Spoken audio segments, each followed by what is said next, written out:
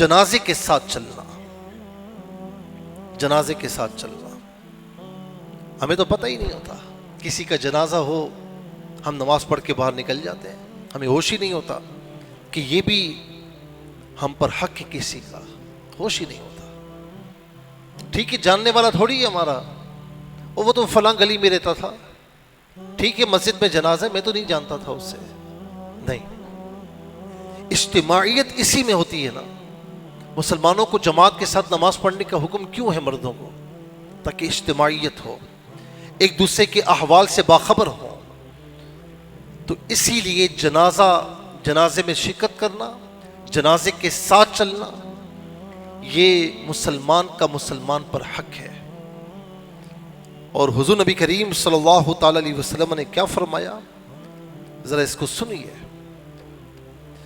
کہ ایک تو ہوتی تعزیت، ٹائم نہیں ہے، کوئی عذر ہے تو کم از کم تعزیت کر لے، اور تعزیت بھی ہمارے یہاں تو لمبی چلتی ہے، 3 روز سے زیادہ تعزیت نہیں ہوتی۔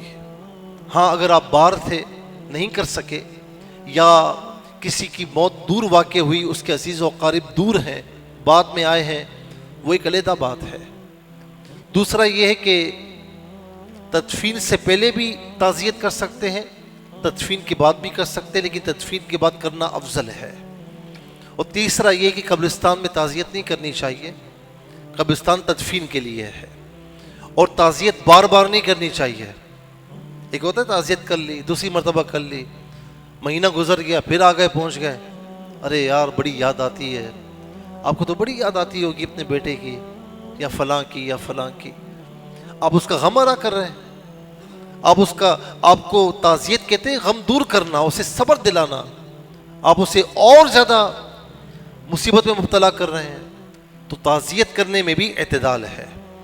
جنازے کے ساتھ چلنا، یعنی سنت یہ ہے کہ جنازے کے پیچھے چلیں، اور ضرورت کے وقت اگر آگے چل بھی رہے ہیں تو تھوڑا سا اور آگے ہو جائیں تاکہ ان میں شمار نہ ہو۔ جنازے کے پیچھے چلیں، جنازے کا پروٹوکول ہے یہ، جنازے کے پروٹوکول میں یہ ہے کہ اس کے پیچھے چلا جائے۔ اچھا، اب سیدھی پایتی جو ہے، پاؤں کی جگہ سیدھی طرف جو آگے والی ہے، 10 قدم اسے لے کر چلیں، پھر اسی کے پیچھے 10 قدم لے کر چلیں، پھر الٹے ہاتھ کی طرف آ جائیں، آگے کی جانب 10 قدم، پھر پیچھے کی جانب 10 قدم، کتنے ہو گئے؟ 40 قدم، یعنی سیدھی طرف آگے 10 قدم، پیچھے 10 قدم، الٹی طرف آگے 10 قدم، پیچھے 10 قدم، 40 قدم ہو گئے۔ میرے نبی علیہ السلام نے فرمایا کہ جو جنازے کے ساتھ 40 قدم چلا، اللہ تعالیٰ اس کے 40 کبیرہ گناہ معاف فرما دیتا ہے۔ اور ایک حدیث پاک میں اور بھی ہے کہ اللہ تعالیٰ اس کی حتمی مغفرت فرما دیتا ہے۔ کتنا کرم ہے، کتنا احسان ہے اس کا۔